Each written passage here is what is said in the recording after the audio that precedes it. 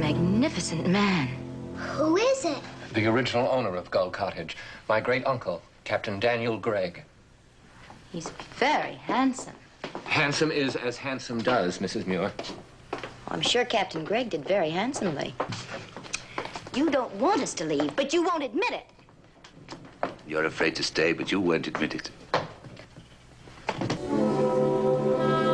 I won't agree to stay unless I'm completely free to go. My dear, when you really want to go, I won't be able to stop you. You stop me this time.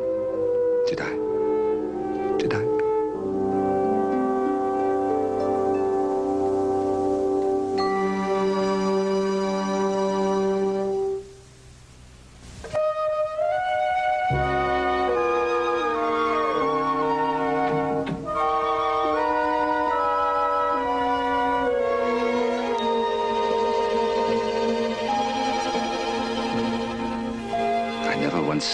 Allowed a woman on board my ship. But if I'd known you 100 years ago, I would have carried you off to sea and shown you how beautiful the world can be. I'd have met my match in you. Lord knows I waited for you and hunted for you. How was I to know you hadn't even been born yet? So you won't remember any of this when you wake up, madam. You shan't have that advantage over me. How sad that you were not born in my time, nor I in yours.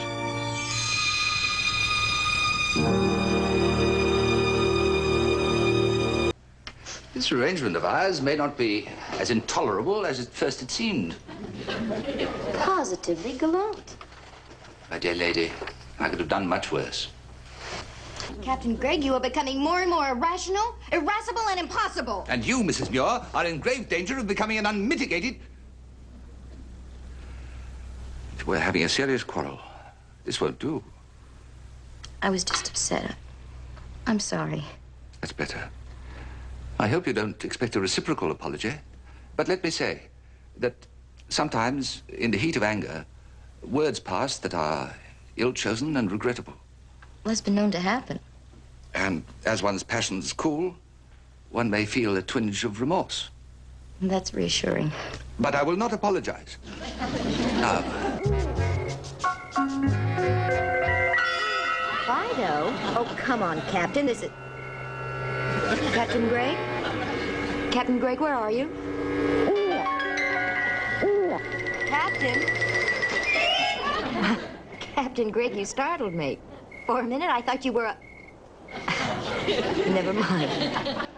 Why did you do it, Captain? I thought you were so charmed by her. I was. Oh, I was. She was a sweet reminder of the past. You know, when I first saw this shawl on you, I really should have known. Known what? That no one can wear it as you do. It really belongs to you. You will accept it, won't you? Yes, I'll accept it. The past is a pleasant place to visit. But I wouldn't want to live there. No, for a long-term arrangement, I much prefer the present.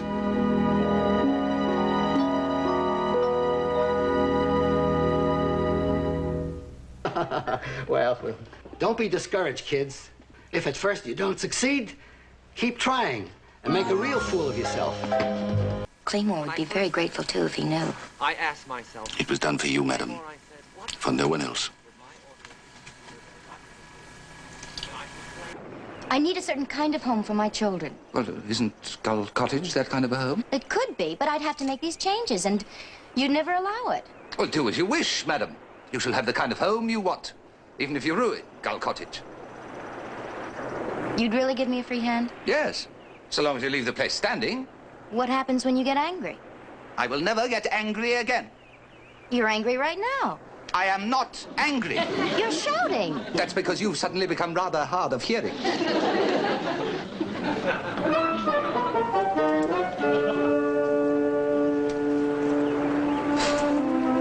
You know, you have a lovely smile, Mrs. Muir. You went to some trouble over this. Puny or not, I thank you for it. It's been lonely with only humans to talk to. Some of them are quite dull, aren't they? Most of them are. Compared to you. Well, actually, I had planned to wear a long flowing gown and my grandmother's earrings. Madam, there is more charm and elegance in your appearance at this moment than in other women's at their most carefully groomed. Thank you. On behalf of the 20th century, I thank you. And on behalf of my century, have you ever tasted hand-churned butter? Have you ever seen a ballroom lighted by 1,000 candles? Have you ever been to a cotillion? No. And I'm sorry I haven't. Next Tuesday at 4 for another glass of Madeira.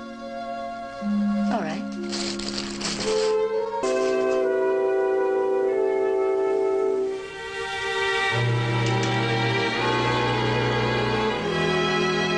How enchanting you look.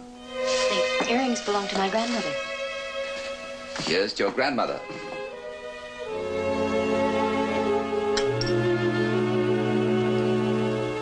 And to the legacy of beauty she left behind.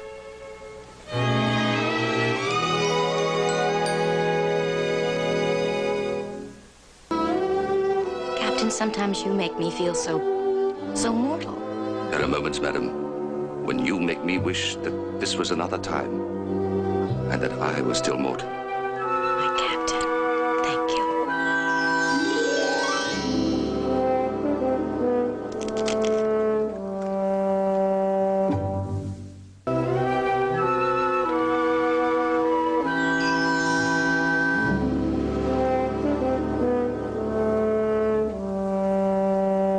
I can count on that? Absolutely.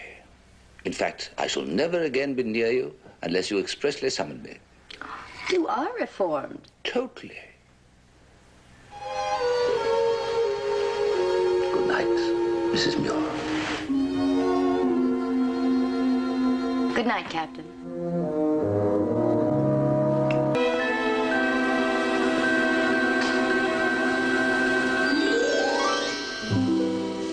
Must I lose the lad as well? There's no one there. No one. You're just a product of my imagination.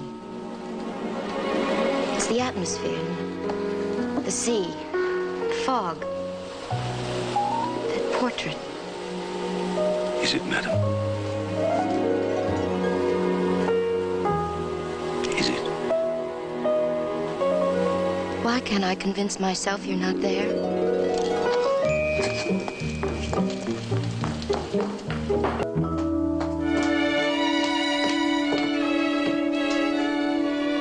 When is that blasted wharf rat shoving off? It's one thing convincing me you exist, but now you've convinced Dr. McNally. Believe me, it wasn't easy. It took half the night. Why? Why did you do it? Because he was denying me in my own house. Also, I didn't like the way you were smiling at him. It may be over 100 years, but I still remember what goes on in a man's mind when a beautiful woman smiles at him. Do you? You and I and Danny have to agree upon one thing. No more haunting my guests, ever. Is that clearly understood? Can't hear you. You're not there. You're just a figment of my imagination. There's no such thing as humans. You're just a delusion. A very dear delusion. Claymore? That's another one of his tricks. He says he's lonely because he knows it's a sure claim on your sympathy. But he didn't say that. And you have no basis for such an assumption. If he were lonely, he'd tell you so. Sometimes people are lonely without admitting it.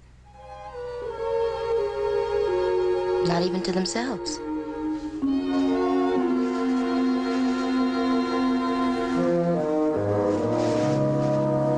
A lifelong bachelor, set in his ways, getting a little eccentric as the years pass.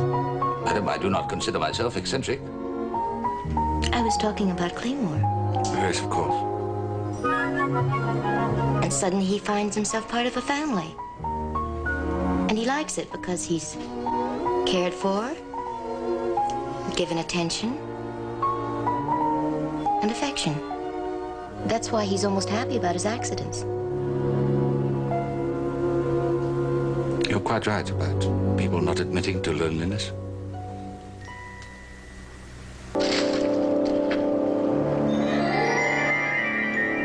Madam, are you thinking of steering a course for Philadelphia? No, And why this night watch? I just thought I'd take a walk. Yes. First he's after my Madeira. Now he's after my family as well. Your family? Well, allow me that presumption, madam. What's the reason for the gift? What's the occasion? Well, no occasion. But many reasons. Interfering in Jonathan's homework needed some sort of explanation, I felt. So I decided on a gift as a substitute for words. Words of apology? Certainly not. Words of appreciation for your being here in Gull Cottage. So I decided to get something lovely, feminine, and graceful. Something suitable for you. For all of those things and more.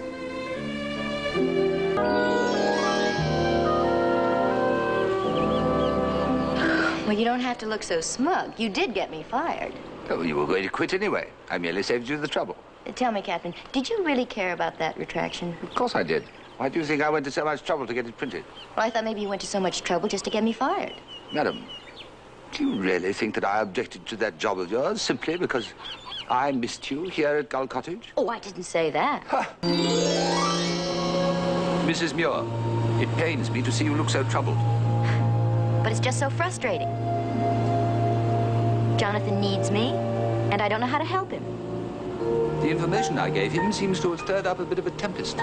Oh, it's not your fault, Captain. I know you meant well. Well, cheer up, Mrs. Muir. The lad will weather it. Well, I just hate to see him shoulder all that responsibility. Yes, I understand what you mean. Still, Jonathan is in the right, and he must stand by the right. They'll take first prize away from him, and he'll be hurt for being right. Throughout history, men have been hurt for being right. Yes, men have. But Jonathan's just a little boy.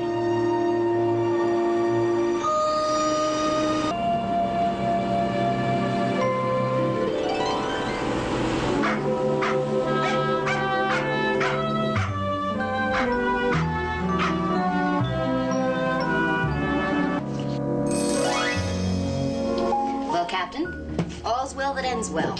Well, let's just say that all's well that ends. Aren't you happy the way things turned out? Oh, Mrs. Muir, it was not without price. I'm afraid that Jonathan will never again see me in the same infallible light. Or perhaps he sees you in a better light. A more human light. I, human? Mrs. Muir, as a writer, I should think that you would choose your words carefully. I do. Hey, Jonathan, what did Danny Shoemaker say when he saw your encyclopedia? Do you feel all right, Mrs. Muir? No, I don't feel all right. I've been staring at a blank piece of paper, and I don't have an idea in my head. Perhaps I could suggest something. Something with a woman's angle? How about a woman's places in the 19th century? It's a forward-looking idea. It's a time made for women. The fashions were feminine, the manners gracious, the parties elegant. I remember one lawn party out here. The soft flickering lights of paper lanterns. A musical ensemble playing a waltz. The dance of romance. If only you could have been with me there. Yes, well, I wasn't. And you're here, and I have work to do.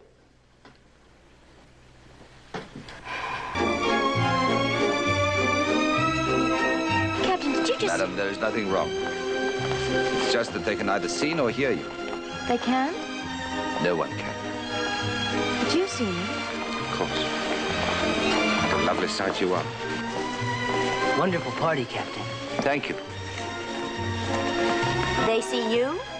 Yes.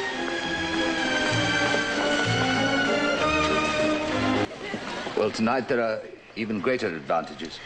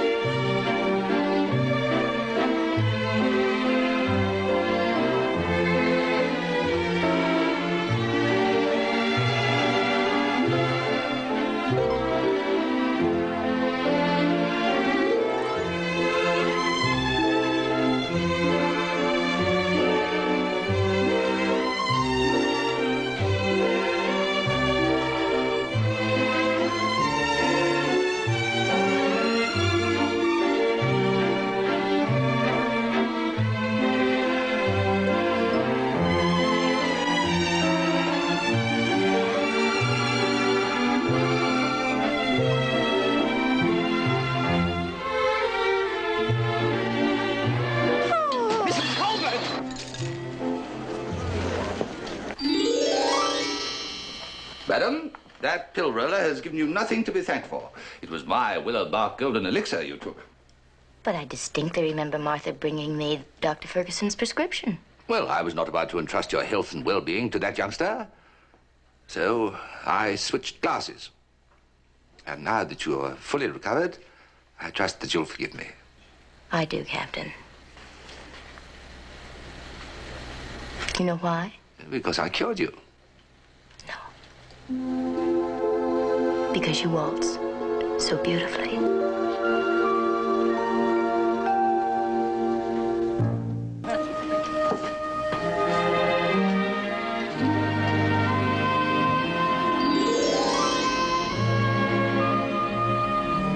Oh, good evening, Captain. The interruptions of the day have been quieted for the night. The moon is full. The sky is studded with stars. The air is balmy, and the barometer is steady. You do a lovely weather report, Captain. The fact is, Mrs. Muir, that I have a little surprise for you. A surprise? Yes, and neither snow nor rain nor gloom of night shall stay me from presenting it to you. Take heed, madam. This song speaks to you.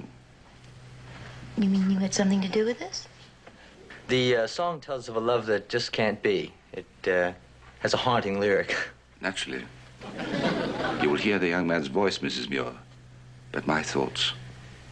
If only I could touch your hand, the shorebirds call the sea breeze, a mast that rises tall, I'd happily forget them all. If only I could touch your hand. If I could link your arm in mine, the tropic sun, the emerald surf, the fleecy clouds like sugar spun, I'd happily forget each one if I could link your arm in mine. Bum bum bum bum bum bum bum bum bum bum bum bum bum bum bum bum.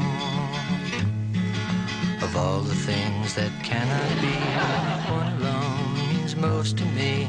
It's not the lure of distant shores, it's that my lips cannot touch yours, my lips cannot touch yours. Bum bum bum bum bum bum bum bum bum bum bum bum bum.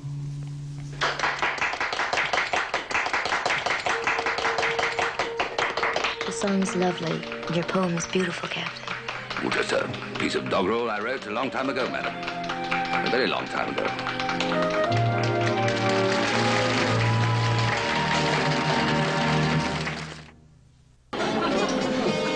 Never count on the celestial winds, dear lady. They're as fickle as the winds of time. My, it feels good to be able to stride through walls again. All right, Captain, get on with it. Get on with it. Turning my meeting into a shambles. What's it going to be this time? Thunder, lightning, ghosts at 40 paces?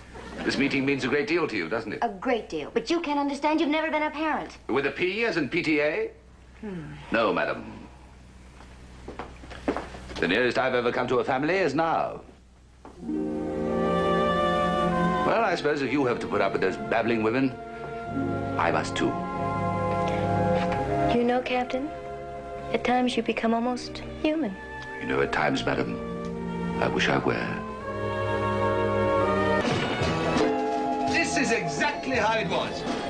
Oh, madam, it's almost as though I were young and alive again. It was a happy day for you? Oh, it was glorious. I was the strongest man in New England. Only New England? I won every match. You said yourself that I set records that have never been equal. Right. And of course there was a young lady to cheer you on. Oh, of course. Oh, what a beauty she was. Oh, tell me about it. Oh, no, you don't want to hear. Oh, yes, I do. You really want to hear? Tell me all about it. What was her name? Abigail. Ah, Melanie. Prudence. Kathleen. I don't want to hear about it. Ah, that's Kathleen.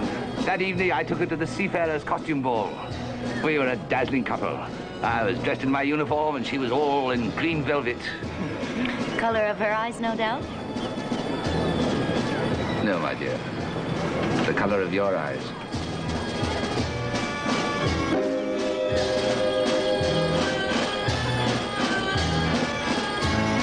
Well, that gets your tea set back, Captain. Well, I enjoyed winning it more the second time than I did the first. So does Claymore. Golly, look at the two of you.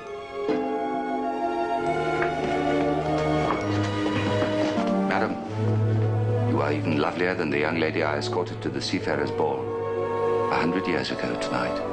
Thank you. 2, 3, 1, 2, 3, 1, 2, 3. Oh, would that I were dancing with you, madam. 1, 2, 3, 1, 2. Perhaps I can. 1, 2, 3, 1, 2, 3. Sorry, Mrs. It's all right. Now just keep going. 2, 3, 1, 2, 3, 1, 2. You're suddenly dancing beautifully. Madam, I have always danced beautifully with such a lovely partner. Claymore?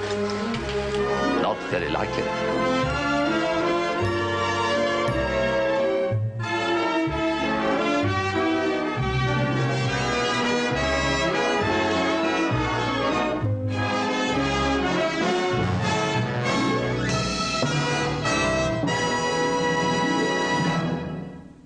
What do you think he's looking for? Well, if I may venture an opinion, it may well be that he has a little family out there, like us, waiting for him. Any one of us would journey quite a long way for that, wouldn't we, mates? Well, it may be that he's looking for someone special. That's a feeling I know very well. Mom, do you think we'll ever see him again? I suspect not for a while, anyway. There seems to be a young lady out there calling him. I admire a creature who can go through so much to find the one he loves.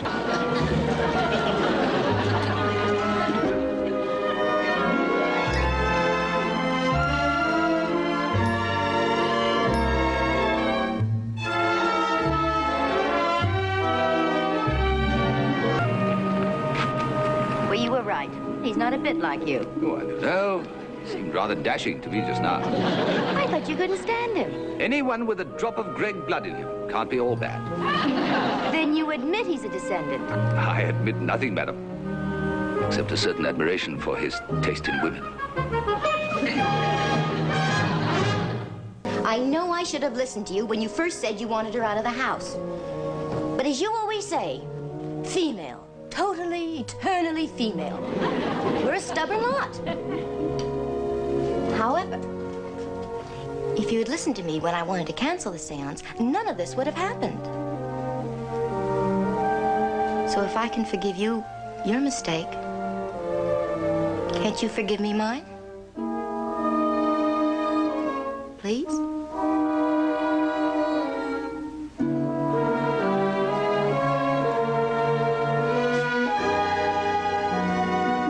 I've never yet refused a lady's apology.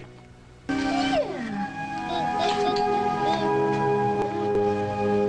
you like the cradle? Oh, it's beautiful. It was mine and my father's before me. Captain, you've known so many Christmases. Which one was the best? Oh, madam, the best would be the one I never could have. Why? Because it's a dream which can never come true. What's the dream? You'll know soon enough. You're here. You're really here. Yes, of course, I promised. Captain Grant! Captain...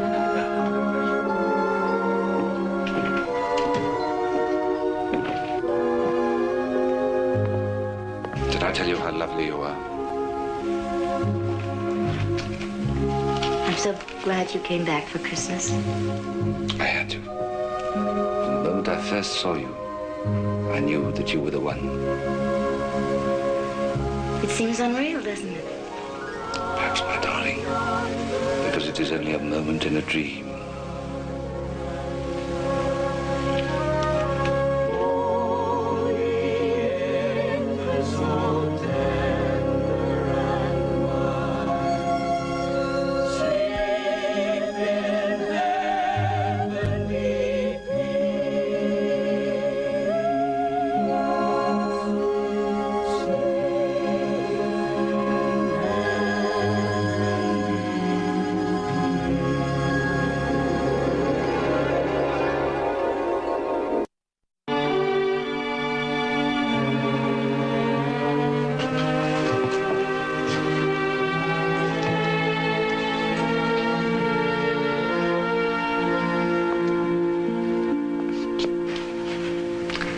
Some of these love letters are poetry. Oh, I wouldn't say that. Well, yes, you would. Yes, I would. Well, it's amazing how fresh and timeless they seem. What happens between a man and a woman is timeless. You're right. Forgive my frivolous badinage, but it hides a heart that is heavy with the despair of having to leave the one I cherish. Thank you, Captain. A seafarer's life is a difficult one at best. But when he finds someone as gracious and as loving as you, it makes parting a burden almost impossible to bear. Oh, that's lovely. Farewell, good cousin Harriet. And be assured that my feelings for this woman are deep and true. For in this small hand lie the hopes, the dreams, my past, my future. The boy's so upset he wouldn't even listen to me. Of course he's upset. Everything they say about a boy's love for his dog is true. But he even implied that I may have something to do with Scruffy's disappearance. You can't blame him. Not after the way you carried on about that poor dog. Mrs. Muir, do you think I harmed that dog? Well, you did a lot of threatening and blustering. But do you believe that I could ever do anything that would hurt you or your children in any way?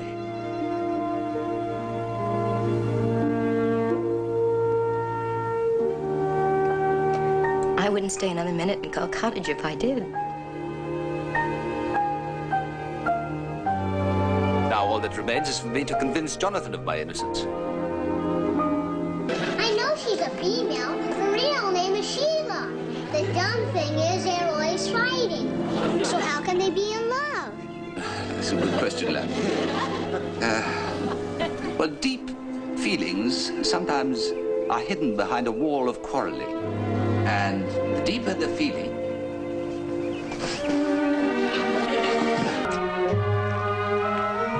Lovely solution, Captain. you may now consider your engagement to Claymore permanently broken. Oh, I do, Captain. I do, Carolyn. I just wanted to hear how the words sounded, spoken on an occasion like this.